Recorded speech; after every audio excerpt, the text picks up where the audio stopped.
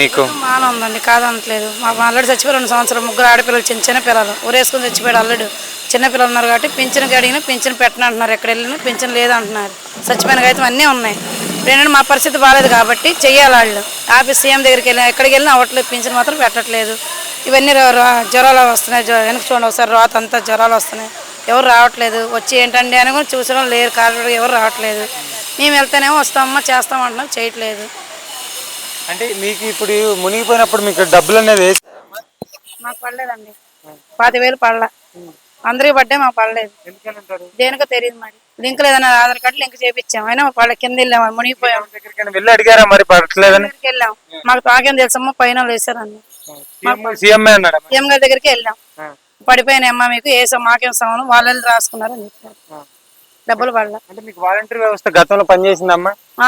అనుసేవ చేసింది కానీ ఆమె రాపిచ్చింది దగ్గరుండి.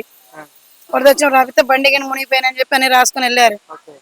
ఇంట్లో వాటర్ ఉండగా వచ్చారు 2 రోజుల తర్వాత, తగ్గాక రాసుకునే డబ్బులు ఏం పడలా, మాకు ఏమీ అందట్లేదు. సచివాలయంకి వెళ్తే మీకు ఆగండి చేస్తామని అంటున్నారు, ఏం చేయట్లేదు. జగన్ మీకు పథకాలు పెట్టాడు కదా, ఏం అందేయలేదా? నాకేం ఇవ్వలేదండి. మా అమ్మాయికి ఇల్లు వచ్చిందన్నారు పిచ్చులు పడంలో, ఇప్పటి వరకు ఏమి లేదు. ఇల్లు మాత్రం కాగితాలు ఇచ్చారు, ఇల్లు ఏం చూపిలే మాకు. అదొకటి. ఇంకేం జగన్ ఉన్నప్పుడు పింఛన్ పెట్టాము, ఆ పింఛన్ రాలా.